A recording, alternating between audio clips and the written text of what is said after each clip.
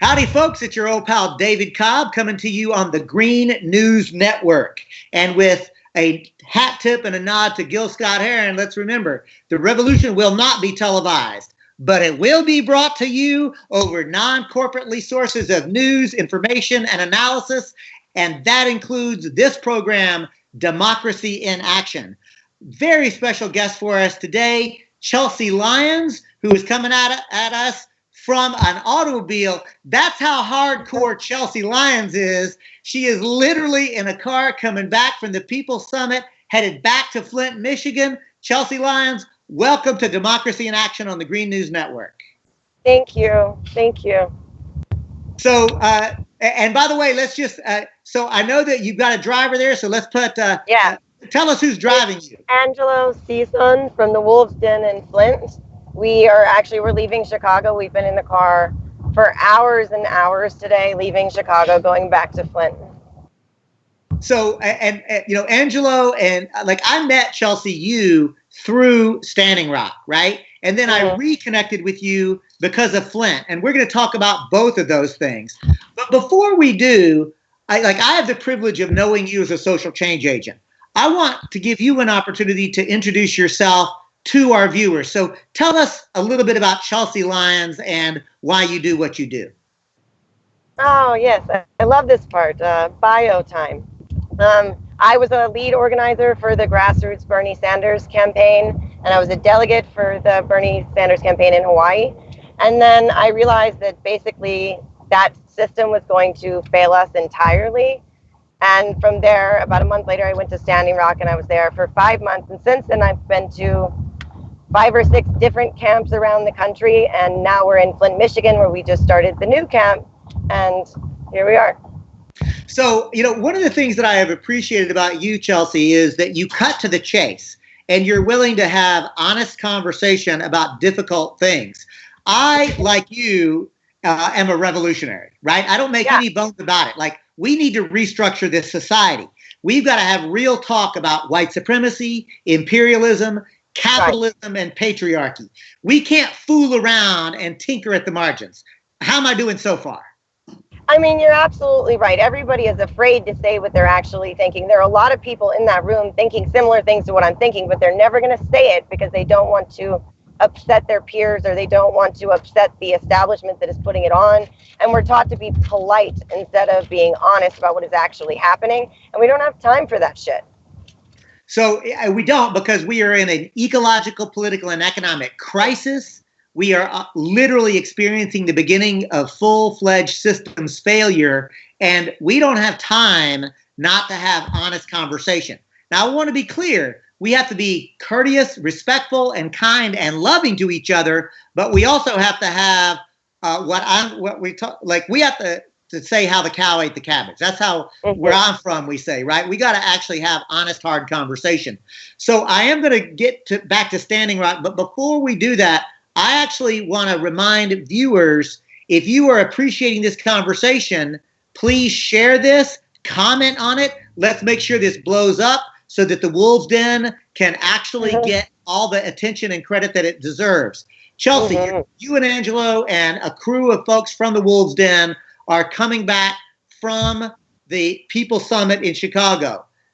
Tell me what the Wolves Den is and why y'all went to Chicago. The Wolves Den is a water protector camp in Flint, Michigan. It's mostly made up of people from Oceti and people that kind of already knew each other. We have a piece of property in Flint, and we do things like deliver water to people who can't go pick up water. We work on their homes. We try to help them out as much as we can and do the things that they can't do, because many of them are sick from the lead crisis and they don't really have anyone else there to help them do it. So we've been there. Some of us have been there for as long as about 2 months, but the camp itself has only been there for a few weeks. So a few of us went to the People's Summit because obviously the People's Summit is a fantastic networking opportunity. I mean, at the end of the day, it's the best networking opportunity. Right? So I just wanted folks to understand, Wolves Den, in my estimation, has got all of the hallmarks of being the next Standing Rock. I keep hearing that. I really do believe that. So, Chelsea, I'm going to put you and Angelo and others on the hook I'm going to have you back on this show, right? I'm going to personally go to Flint. I'm going to do everything I can to make that happen.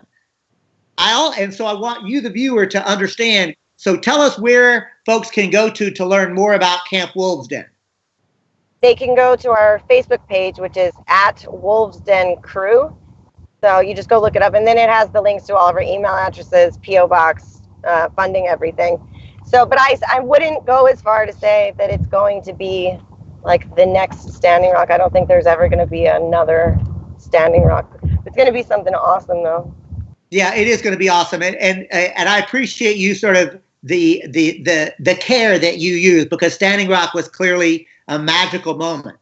I also think, though, that the circumstances that made Standing Rock so magical and so unique are coalescing in Flint and, frankly, at Camp Wolves Den.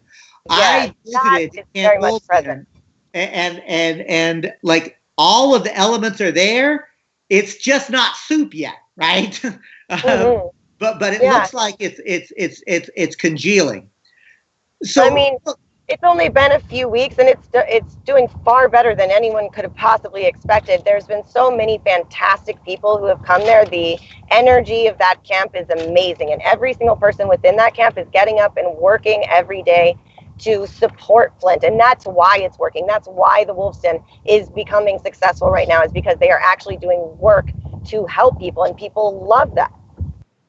So, folks, you're listening to, or you're watching, the Green News Network. I'm your host, David Cobb, on the Democracy in Action. We're speaking to Chelsea Lyons. Chelsea is a journalist with Truth Against the Machine. She is also a frontline water protector who had basically an experience from Bernie Sanders to Standing Rock, now to Flint, Michigan. She is on her way back from basically from Flint to Chicago, back to Flint. So, Chelsea, you were at the People Summit, yes? Yes. So I want you to just share with our viewers, what was your experience? And with a hat tip to Clint Eastwood, the good, the bad, the ugly. So let's start with the good. What was the positive? What happened there that you want to share and really lift up and let people know about? Well, I mean, the people who were there were amazing. The participants who were there were amazing. Many of the people who were there friends, and they were all there. You know, everybody was there for the right reasons, and there was a lot of networking that went on between a lot of fantastic minds, and I think that that's incredible. I wish that it would have been more of a think tank process that allowed those minds to actually impart their own knowledge, but I don't feel like that's really what it was. And I don't think that's what it was ever supposed to be. You know, one of the constructive critiques I did hear from many folks was that there was not much conversation around strategy. Was that your experience as well? Yeah, because that's exactly what I was thinking, is that when you have all of these people together, if you're going to get them together, make sure that at the end of it, they left with a plan. Like, this is the time to organize and teach people how to really do something bigger. But instead, they were left with more inspiration, I guess. And maybe they got a few tidbits of help or analysis while they were there, but nobody walked away with like a really revolutionary plan, but yet they called it Beyond the Resistance. If you're going to hold a summit that is basically centered around Democratic Party policies and working within inside a political structure, whether it be third party or Democratic Party, because I know that they bashed the Democratic Party a little bit, and now everybody says, well, it wasn't Democratic Party, but they didn't invite the third party, they didn't invite other parties, but even beyond that, they didn't allow anything outside of the political structure, and that's fine. Hold a political summit with people who are like-minded and want to do that, but then call it that. So, you know, I really appreciate you getting into that, because first of all, folks, if you want to actually come to a place where we will have deep strategy, as well as invite Greens and Democrats and Socialists and Independents, come to Minneapolis, Minnesota, August 2 through 6 for the Democracy Convention. Chelsea and Angelo, we're going to be doing a session on Camp Wolves Den in Flint. Yeah. So, you know, we want to invite you into that. I will say this, that I completely agree with you, Chelsea, that it is totally appropriate to have a gathering where you say, we are actually committed to taking over the Democratic Party. And so this is a Democratic Party strategy meeting where we're taking over the Democratic Party. That's a totally fair thing to do. Now, I wouldn't go, but the reality is that they were pretending as if this was an inclusive, progressive thing where everything was on the table, but it really wasn't. Right. And so, in fact, Denzel writes in to say regarding the People Summit, so basically they were slapping each other on the back and giving high fives. Is that what you experienced? Yeah. I mean, it was very entertaining. The workshops were very entertaining and inspirational, but it was a prime opportunity to do something more than just inspire people who wouldn't have applied in the first place if they weren't inspired already. That was a pointless exercise. They didn't need that. They could have done something better. They had an opportunity to do something that most people can't do. Most people don't have the money to put on what they just put on and get all of those people into one place. And that opportunity was wasted. It wasn't wasted because we networked it ourselves, but are we the ones who are supposed to be having to do the work for them? Isn't that what we're here for? I'll tell you, Chelsea, it's interesting, right? Because again, I'm glad that they convened the space. And some people say, oh, well, you just brought together the choir. But I'll tell you this, when the choir comes together, the choir wants to sing. So actually, that's a good idea. But I'm going to really push here, Chelsea. The progressive left choir is out of tune. We need some choir practice, right? And what's really a shame is to convene all of those people and not actually have a conversation around strategy or skills training. Colin writes in to say, Chelsea, talk about the workshops. What was your experience there? Two points on that is, A, most of the people that I talked to who were like-minded individuals, they didn't even go to the workshops. They said, I didn't come for the workshops, I came for the networking. That's what it was for. The workshops told you a bunch of things for the most part that you already knew. But there are people who should have been here. I know that everybody is upset that the third party wasn't invited, which it wasn't in any way, shape, or form. But there are a lot of people outside of that should have been invited.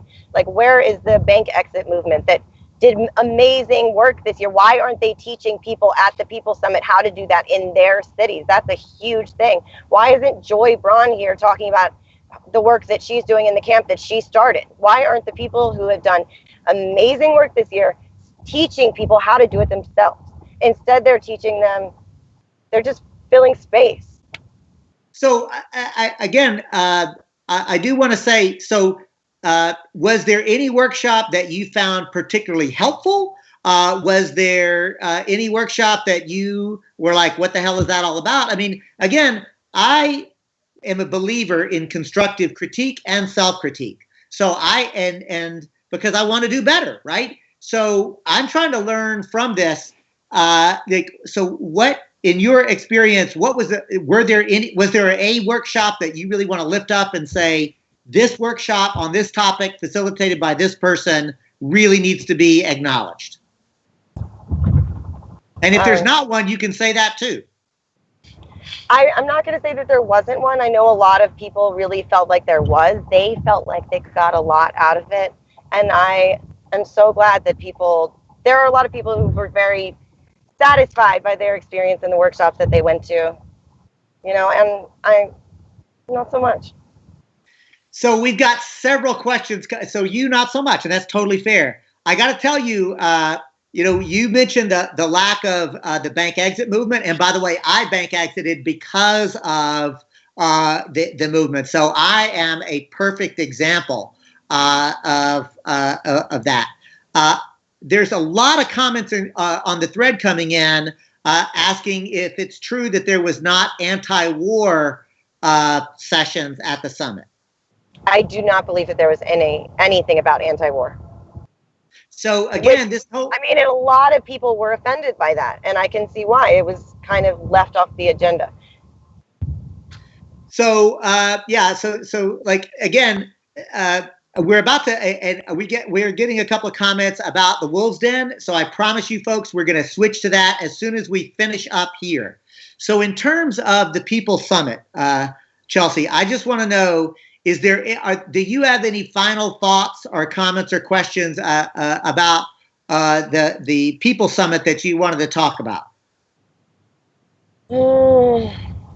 And I guess, so it is true, we know that both Jill Stein and Ajamu Baraka asked to come and were not allowed to come. It's also true that Shama Sawant was not allowed to come.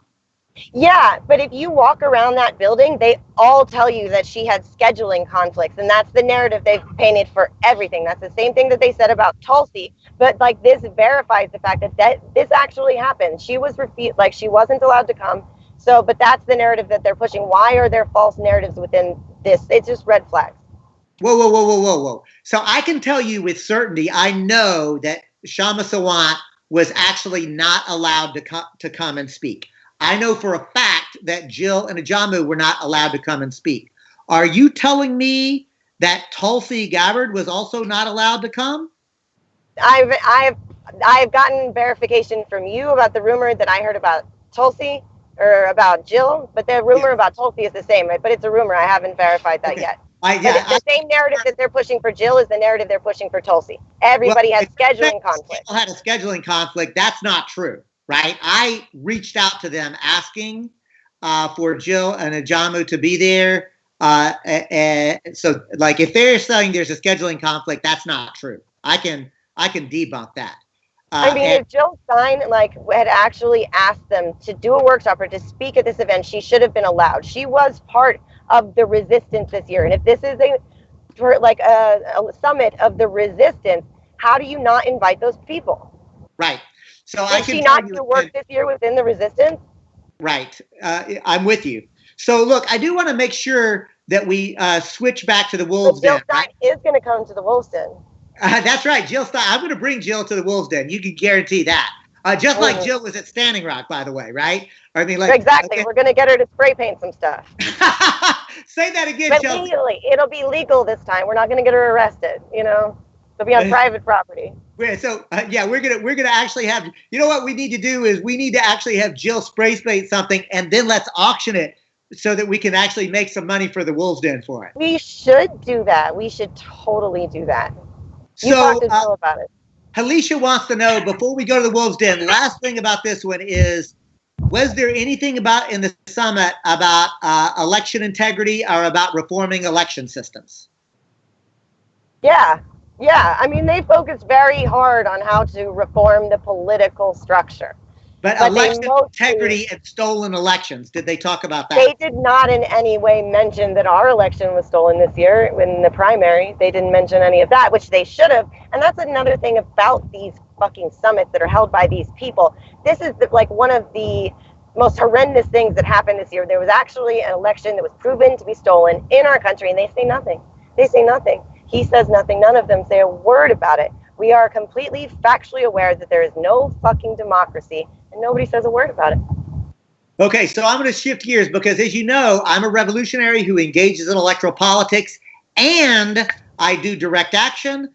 In fact, when I ran for president, Chelsea, I laugh. I ran on my arrest record, right? I've been to jail for justice. I will go back before it's all said and done. There's no doubt about it. And I think that the other thing that I believe in is mutual aid and direct action, right? So Camp Wolves Den is a perfect example of making people's lives better in a tangible, concrete way and doing political education about restructuring society and being willing to engage in electoral politics in an authentic way. So I want to know, or actually Carrie writes in to ask, what does the Wolves Den in Flint really need right now? Food and water. So how do people get you food and water to the Wolves Den? Well, I guess, you'd have to be local to do that. But if you're not local, we do have a wish list that I can post in the comments if you want. And if you go to our Facebook page, there is a supply list. The pinned post has a supply list. All right, so folks, the pinned post at Camp Wolves Den has a supply list. But Chelsea, I'm gonna put it on you and hold you to it. I want you to literally type that into the comments, right? And Michael O'Neill, our technical director, is showing the Facebook page right now. So instead of looking at you or me, they're literally looking at the Facebook page. So tell us where on that Facebook page people can go to find out the needs list for the Wolves Den. It's the pinned post. Oh, the pinned post. Perfect. Yeah. All right. So look, I want you. And we also need people beyond just the five. We need lots and lots of people. So tell us, because I've had the privilege of actually touring the Wolves Den. So if people come, tell us what they'll experience. I mean, it's like we have a camp area. We have a camp area with the tents, and then we also do have a house that we are able to utilize. It's kind of like frat style at this point, where everybody's sleeping on the floor and everybody eats together. It's very communal. It's a beautiful place with incredibly good people who are working every day, and everybody's busy and everybody's getting up and doing things every day. So if the people who want to come, they need to be able to work within that. So in other words, like, again, I've had the privilege of actually going out there, taking a tour. Folks, what I want to let you know is this. Wolves Den is an amazing experience, because what you have is a Flint resident who has the home that they live in, several vacant lots, another home, several more vacant lots, and another home. The Wolves Den participants are involved in doing water delivery systems, because the water in Flint is still poisoned and toxic. And the Camp Wolves Den is also creating relationship and feeding people in Flint on a consistent basis. So the reality is that if you come, and I hope you will, what you'll also be expected to actually do work, right? So Chelsea, I want you to talk about that. At this point, we have a smaller kind of volunteer crew going. We have about a city block that we're occupying now, but we also have other plots of land that we are planning to occupy in the future, because this is only going to grow, and we are planning on starting a direct process at a state level, not at a city level, because it's not time to attack Flint, it's time to support Flint, and it's the state that's responsible for all of this. So again, folks, if you are able to come out for what's the minimum amount of time? We don't want tourists, right? But if you're willing to come and work, are you talking about a day? Are you talking about 2 days? Are you talking about a week? What would be an appropriate thing, Chelsea? I'm not going to say that we don't want tourists. I think that we kind of do. If you want to come for an hour just to check it out, you are welcome to do that. And if you want to come indefinitely and see how long this fight takes, we need that too. We need people who are capable organizers to come down and say, I am willing to dedicate my time to this. I am willing to say I'm in it for Flint for the long haul. Those are the people we need, so that we can start training people properly of how to actually effectively succeed. Folks, you're watching the Green News Network. This is the Democracy in Action. I'm your host, David Cobb. We're speaking to Chelsea Lyons, who is a journalist with Truth Against the Machine. She is a water protector. She's a straight up revolutionary, and she is talking to us about Camp Wolves Den, which is a gathering in camp where people are coming together to prove that we can get our needs met, we can restructure society, and we can actually do all this without exploiting or oppressing other people. Chelsea, I want to ask, I have heard rumors that you are in conversation with organized labor and plumbers unions about actually beginning to replace people's contaminated lead pipes in Flint. Is that true? Are you outing all of my big plans right now? I'm just saying I've heard rumors.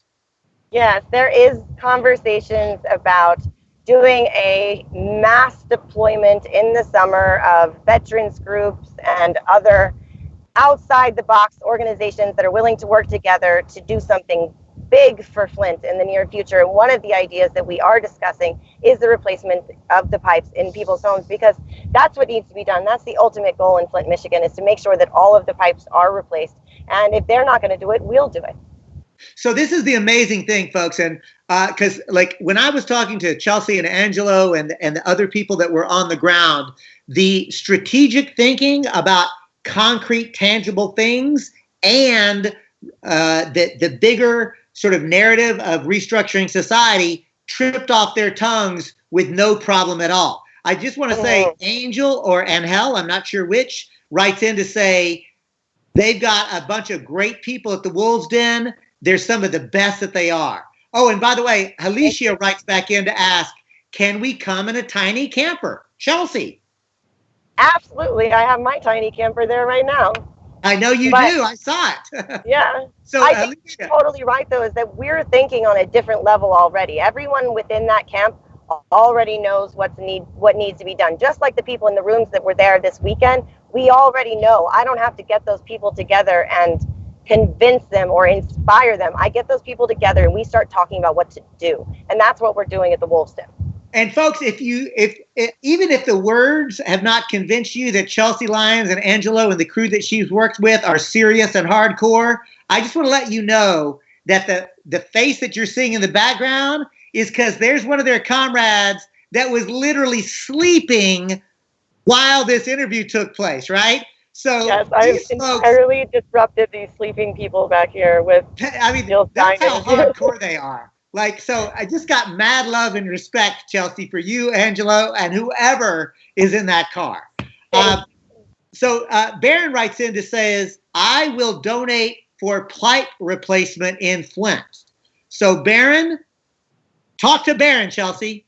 Thank you, Barron. We appreciate that. We are looking for, we're going to need donors for this. We are going to need donors for this. We estimate that it's going to cost an average of $4,200 per home to be able to replace the pipes. So the funding that we're working on now is going to have to include a coalition of all of these larger groups working together, because we are going to have to pull from every source to be able to get this done. So I got to tell you, one of the things that has gotten me so excited about Wolves Den and both the philosophy and also the strategic planning is, so it's resistance, but it's also part of the build, right? It's like, in other words, we're not just fighting back. We're literally talking about concretely and tangibly making somebody's life better by participating. And frankly, it reminds me a lot of the Black Panther philosophy of we make people's lives better, and we do political education, and we do authentic electoral politics. We don't make distinctions. We do it all. We do it with integrity, and we do it honestly. Right. Because, I mean, that is the goal, is to help the people that are there. And if that's what you're really there for, it's naturally going to come to you to do those things. So, again, I got to say, if folks are interested in Camp Wolves Den, one more time, I want you to give a short appeal, pitch, and invitation. Okay, appeal, pitch, and invitation. That's adorable. So I think that everybody should come out to the Wolves Den, because Flint, Michigan, for 3 years has had poisoned water, and the government sweeps it under the rug. They have a government that is literally telling them that they can drink the water. They're giving them, it's written in paper, you can drink the water, you can shower in the water. That is like encouraging an entire populace of people to poison themselves. In other words, they're being lied to by their own government. Who isn't being lied to by their own government? Yeah, but not so blatantly, and not where it's going to kill your children. Exactly. And that is the example of them lying to us in our faces, sweeping under the rug and saying we don't have to do shit about this, because they think we are that small. They think that we have no power. It's time to decide we are the only ones that do have the power to fix this, because they aren't coming. Right. And so, look to your left, look to your right, because that's who you can actually count on, right? The people who are actually in the trenches with you. So, Chelsea Lyons, I want to thank you so much. I'm going to give you an opportunity for any last thoughts, any questions that I didn't ask, or any last things that you'd like to share with viewers. No, I've talked way too much already. All right. Well, look, I promise you, you're going to have, folks, you've been listening to Democracy in Action. I'm your host, David Cobb. I want to give a big shout out to Chelsea Lyons and Angelo of Camp Wolves Den. I want to thank very much Melissa Figueroa, Executive Director of the Green News Network, and Technical Director Michael O'Neill for making this magic happen week in and week out. Remember that we also have Voices from the Margin with Ajamu Baraka. We've got the Green Fireside Chat with Jill Stein. We are also going to be bringing Caitlin Johnstone back to this program. We got a lot of love for that. I'm really excited about that. I want to thank you, Chelsea, again for getting involved. Lastly, to the viewer, please comment, share. Remember, the only reason you're hearing this conversation is because thousands of other people are actually looking for it. We can't hate the media. We've got to become the media. Peace.